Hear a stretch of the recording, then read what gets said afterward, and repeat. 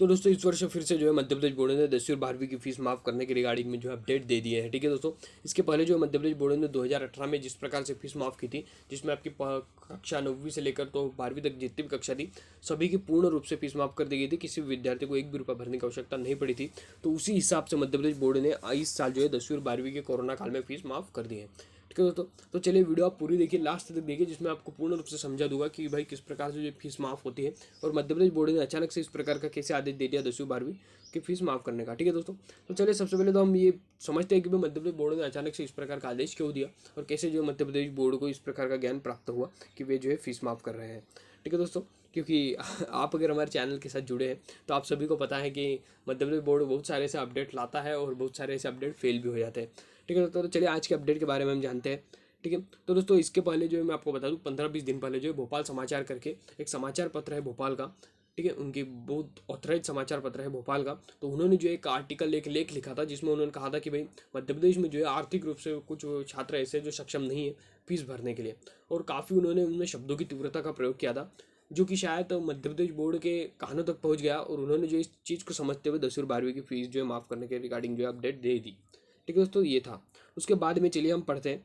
देखिए एक बार फिर से भोपाल समाचार .com, ठीक है, ये तो वही है, मैंने आपको समझा दिया अभी। उसके बाद में चलिए बढ़ते हैं। भोपाल समाचार के माध्यम से 10वीं 12वीं की फीस का मुद्दा उठाया था, सरकार ने फीस जो माफ़ करने का आदेश जो है जारी कर दिया है। ठीक है दोस्तों, चलिए सबसे पहले देखिए, इस वर्ष जो है माध्यमिक शिक्षा मंडल भोपाल द्वारा 10वीं 12वीं के बच्चों से पूरी फीस वसूली जा रही थी। ठीक है दोस्तों, आपको भी पता होगा, अगर आपने बोर्ड फीस के लिए फॉर्म भरा होगा तो आपसे भी बिल्कुल पूरे 950 रुपये लिए होंगे। 900 रुपये तो बोर्ड फीस होती है और 50 रुपये उसके ऊपर से देने पड़ते हैं आपको। ठीक है, 950 रुपये आपने दिए होंगे, जिसके कारण जो अंतिम तिथि नज़दीक आने पर भी बहुत सारे बच्चों को परीक्षा फॉर्म सबमिट नहीं किया। अब दोस्तों आप में से कुछ ऐसे छात्र थे जिनके पास पैसे नहीं थे और उन्होंने जो है बोर्ड का फॉर्म नहीं भरा। ठीक है, उन्होंने कहा है मेरे पास पैसे नहीं है तो मैं बोर्ड का फॉर्म नहीं भरता हूँ। तो जिसे देखते हुए ट्राइबल, ठीक है, जो प्रांत के अध्यक्ष थे DK सिंगोर ने मुख्यमंत्री, प्रमुख सचिव तथा स्कूल शिक्षा विभाग तथा आदिम जाति कल्याण विभाग तथा सचिव महोदय, जो भी इनके अधिकारी लोग हैं मध्य प्रदेश में, को पत्र लिखकर गरीब और वंचित छात्र के वर्ग के बारे में मांग की थी। ठीक है, आखिरकार प्रदेश सरकार ने कोरोना काल में सहजता को देखते हुए 10वीं और 12वीं की फीस माफ करने का आदेश जारी कर दिया है।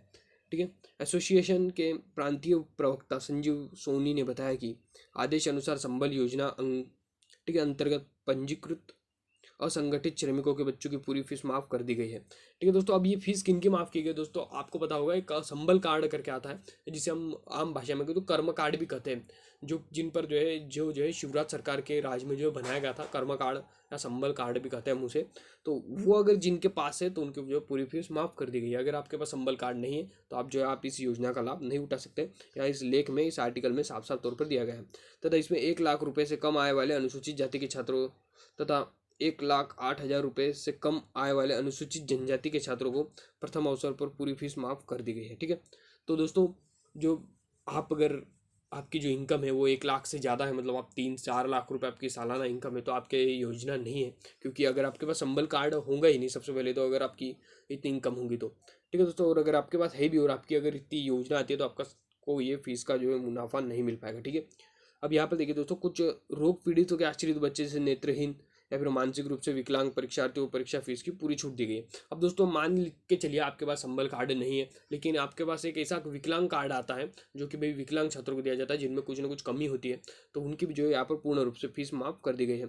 ऑनलाइन परीक्षा फॉर्म भरने की अंतिम तिथि 30 नवंबर से बढ़ाकर जो है 2 दिसंबर तक कर दी गई है। मतलब अभी भी आपके पास 2-3 दिन बचे हैं जिसमें जो है आप जो है अपना फॉर्म भर सकते हैं। ठीक है, इसके लिए ट्राइबल वेलफेयर टीचर्स एसोसिएशन के प्रांत अध्यक्ष DK सिंगोर, ठीक है, और ये बाकी सब इनके बारे में दिया है कि भाई किन्हों किन्होंने ने जो है इनका धन्यवाद ज्ञापित किया। ठीक है दोस्तों, तो आज की अपडेट यही थी दोस्तों कि आपकी जो फीस पूर्ण रूप से माफ़ कर दी गई, जिस प्रकार 2018 में की गई थी संबल कार्ड के जरिए। आपके अगर फीस अगर आपने भरी भी है, अब जैसे कुछ छात्रों का सवाल हो सकता है कि सर हमने तो फीस भर दिया, अब उसका क्या होगा, तो वो जो आपको स्कूल से ही वापस कर दी जाएगी। और अगर आपके स्कूल से अगर वापस नहीं की जाएगी तो आपके बैंक अकाउंट में स्कॉलरशिप का ट्रांसफर की जाएगी। फिर भी अगर किसी भी प्रकार की दिक्कत आती है तो CM हेल्पलाइन नंबर है, आप बेझिझक उस पर कॉल कर पूछ सकते हैं कि सर फीस माफ़ी का क्या हुआ, अगर हुआ तो हमें फ़ीस क्यों नहीं मिली। तो इस प्रकार की बहुत सारी बातें हैं। ठीक है दोस्तों, चलिए मिलते हैं नेक्स्ट वीडियो में और किसी नए टॉपिक के साथ।